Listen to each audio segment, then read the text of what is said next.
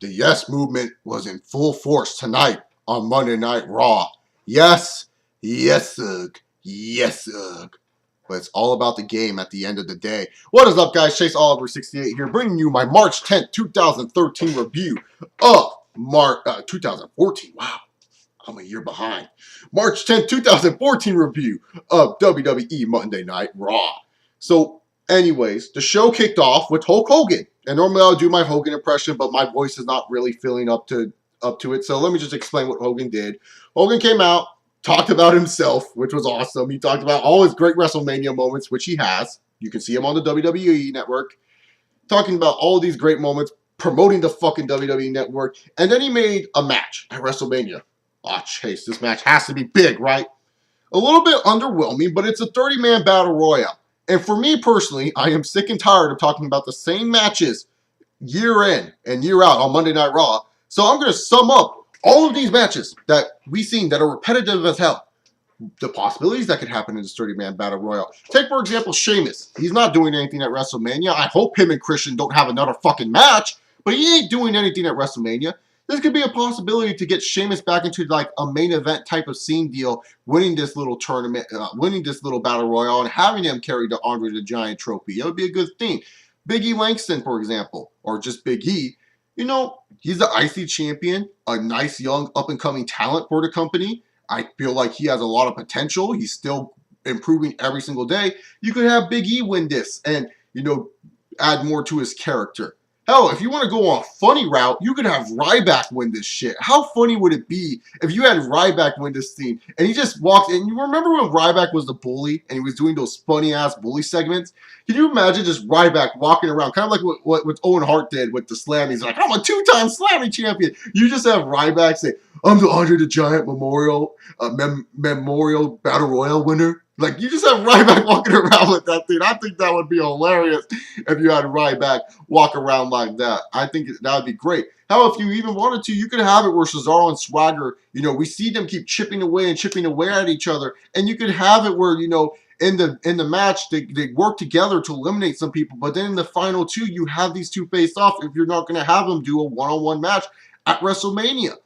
So, in all honesty, this Battle Royale, it seems like a really good idea, and we get to see a lot of guys that, you know, we always say, man, it sucks that they can't make WrestleMania. Damn, it sucks that it's a 4-hour show when WWE cannot get all its talent on the show. But I really like what they did here. Very, very good. And so after when Hogan announces it, out comes John Cena, and John Cena's happy he's back, and he's like, oh, I want to be in the Battle Royale. Like, what the fuck? Cena, you know you're having a one-on-one match at WrestleMania, so why the fuck are you coming out? You're asking to be in the Battle Royale. Oh, God. Out comes Bray Wyatt. Cena and Wyatt have a promo. Cena did some little kid jokes. Like, what was that rocking chair joke, man? That was terrible. You know, I know a lot of people are, like, upset with Cena doing jokes in his promo. It was really bad, and trust me, it was bad. But in all honesty, I think it adds more to the promo with Bray Wyatt, because Bray Wyatt did say, it's all just fun and games with you, John. So which means, obviously, this is probably trying to find a way for John Cena to get super serious again and all that other razzmatazz that the WWE likes to do with the John Cena character, because he is just, fucking amazing, right? So, you know, in all honesty, like I said, I like this promo. Cena challenges Wyatt. Wyatt says, nah. He doesn't give an answer. He's just like, I'm chilling. I'm going to sit in my rocking chair. And so that's what Wyatt does. Cena faces Rowan in a terrible match. You know, and in all honesty, like, Cena, if you're going to sell a leg injury, stop doing Super Cena shit. And stop the WWE thinking, oh, you know, maybe we should book Cena in the match where he faces off against strong people and the audience makes you think, like, you know, the audience thinks that he can't beat that strong person. No, we know Cena is strong as hell. He posts videos of him, like, fucking squatting, like, what, like 600-something pounds? I mean, Cena's a strong motherfucker. I bet you he's stronger than Eric Rowan. So, in all honesty, stop with this stupid booking that John Cena's weak or something. The dude is built like a fucking tank. This dude ain't. Ain't weak, man. Oh, God. WWE sometimes. Cena ends up winning via roll-up, Wyatt's disappear, and Hogan and Cena fucking pose together. Brother! Nikki Bella defeated AJ Lee. Ooh. What did I say? Nikki Bella for Divas Champ. Hashtag Nikki Bella for Divas Champ, baby. Oh, yeah. Did you notice when she came into the ring, she pulled off the 5 moves of doom? Oh, Nikki. The Usos did another match where they won, and New Age Outlaws were on commentary. Yeah, figured you don't care. Sheamus and Christian had another match. Don't care. All right, so let's talk about the good stuff again. Like, isn't there other good stuff like Undertaker and Paul Heyman? That's good, right? Right. Undertaker was supposed to come out to make some huge announcement, which just turned out to be a Paul Heyman history lesson of guys who failed at WrestleMania. And I say here to myself, and I'm like, okay, look, Paul Heyman. First of all, didn't Brock Lesnar lose at WrestleMania last year? So how is he considered a huge threat to The Undertaker if he lost? And why are you bringing up all these streaks? I get it. Streaks are meant to be broken. But Brock Lesnar is a guy who also has not won consecutively at WrestleMania. WrestleMania 19 he won, and then he lost at WrestleMania 20 to Goldberg. And then he lost at WrestleMania 29 to the Game Hug. So let me just say this. Why couldn't Paul Heyman come out here and bring out some of the past? I mean, we all have the WWE Network now. You guys watched 2003, 2002. You know Undertaker and Brock Lesnar used to have a rich history feud. And if you know anything, you know Paul Heyman at one point was a general manager and at one point was a fucking manager in general just for Brock Lesnar. He can talk about that. Talk about how Lesnar always dominated the Undertaker and how Undertaker never could beat Brock Lesnar and he only dreams of beating Brock Lesnar. He will never become that type of guy. You know, why don't I have that be a storyline where Undertaker has never defeated Brock Lesnar before in a one-on-one match? Because that's true. He's never defeated him in a one-on-one match.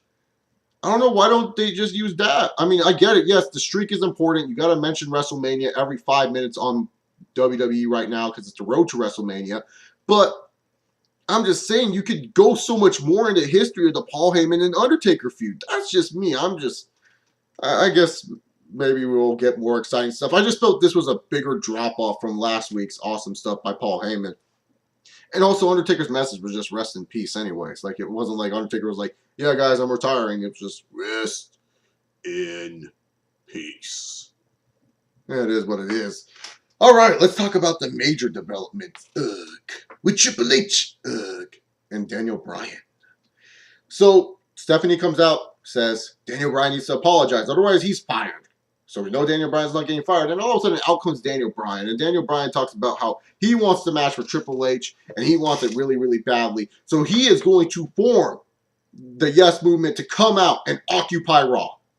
Okay, occupy Raw, hijack Raw, who gives a shit? So pretty much Daniel Bryan gets a bunch of people that probably work for WWE to come out into the middle of the ring and chanting yes with him. It was a really fun segment. It was kind of crazy what the hell they were doing with this whole the whole yesing thing, and really got Triple H in a fluster. And then we got Triple H coming out with Stephanie. Stephanie got really fucking pissed. This was great work by Stephanie and Triple H. Their reactions were on point. This is what they should be acting like if someone was trying to occupy their ring that they feel they belong.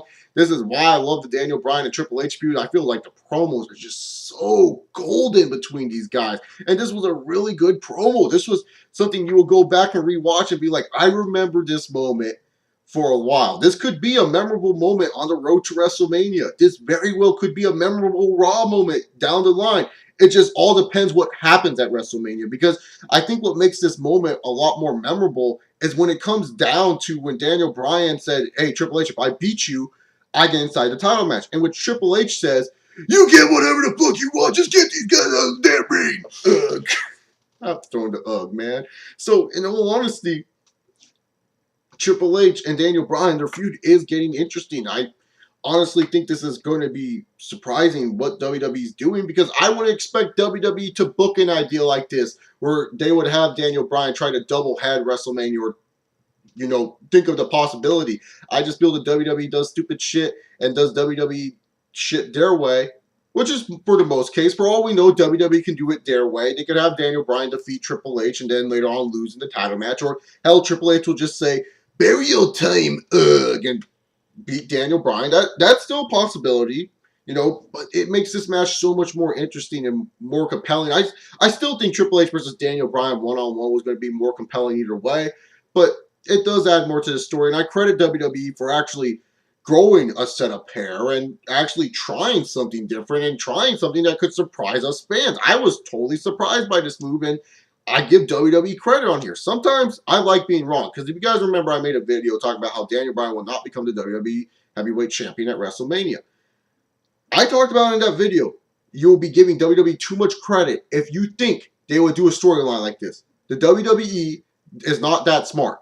Apparently, the WWE wanted to prove me wrong or prove a bunch of people who thought of that wrong, and hey, they succeeded. It just all matters what happens at the end result and how this moment will be remembered. Because, like I said, this could have a possibility of being a big-time memorable moment in Monday Night Raw history. But it all depends what happens at the ending destination, what happens with Daniel Bryan at the end, because you could also look at this, that this was probably Triple H feeding off his ego, because the game himself needs to feed his fucking ego, and that Triple H needs to have a bunch of people go into the middle of that damn ring, just to challenge him at WrestleMania, You could also say that about this promo segment. You know, I heard mixed about this promo. Obviously, the people who are huge Daniel Bryan fans were saying this is an epic fucking promo, greatest of all time, better than the CM Punk shoot, better than Paul Heyman's shoot, better than Batista kissing babies and hugging fat girls shoot. This is the best thing they've ever seen. This is on the level of Austin in the beer truck and the Zamboni and all that other stuff. Like, they were talking like this was like a huge moment. And then there was people who don't like Daniel Bryan that said, oh, this moment sucked. It was stupid. This Yes movement looks dumb as hell, corny as hell, because at the end of the day, Triple H is going to win. And in all honesty, like I said, for me personally, I think this was a fine moment. I really did enjoy this segment a lot. I felt Daniel Bryan and Triple H got the best out of each other when it came down to them being on the microphone. And like I said, this moment will be remembered how the ending results happened at WrestleMania. Randy Orton lost to Daniel Bryan clean again. What are they doing with my boy? They just say, hey, Randy, here's 2 championships, dog. Just walk around with them and do nothing. God damn. Way to make my champion, my boy, look terrible once again, WWE. I mean, shit. At least you have to take a spear and like 2 knees to the face to lose. So that's cool enough for me, I guess. But damn, dude, what the fuck? I mean, seriously, do you guys remember that he's a champion, Randy Orton? Because, like, it just seems like they just said, hey, here's 2 title belts. Just have fun with them. Walk around with them. I mean, it's sad because, like I said, I'm a Randy Orton fan, so it sucks that, you know, his reign is just so disinteresting. That's just me, but yeah, that's it for Monday Night Raw. Not a really exciting episode. I'm going to be dead honest here.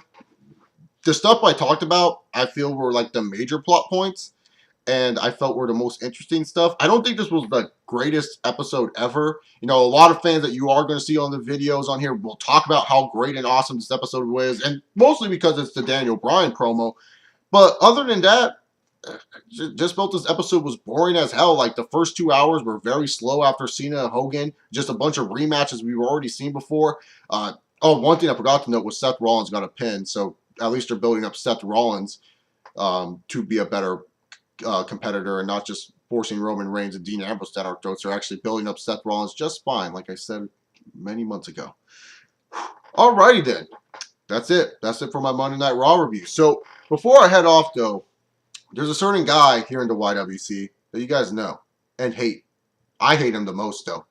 His name is the Blue Borton. He sometimes appears on the OTR Central channel. And, you know, I have no problem with Marcus Smart. I have no problem with the Schleg Daddy.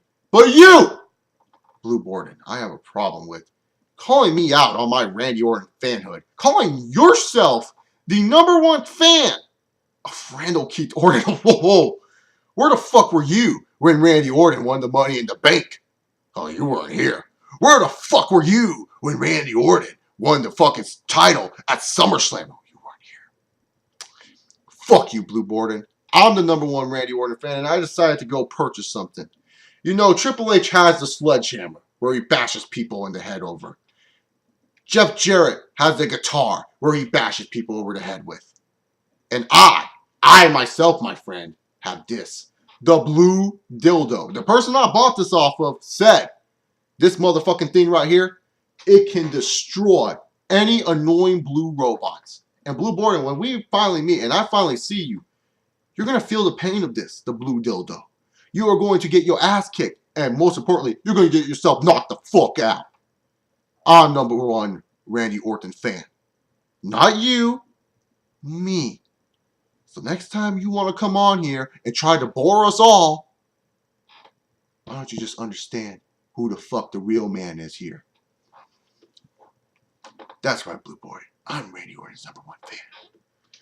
Alrighty then, guys. If you guys like me, you can comment down below. Follow me on Twitter. Subscribe to my channel. Check out my blog. Tomorrow I have a video on my Road to Wrestlemania series that I'm going to put out. And that's pretty much it. Hope you guys enjoyed. I am out. Peace!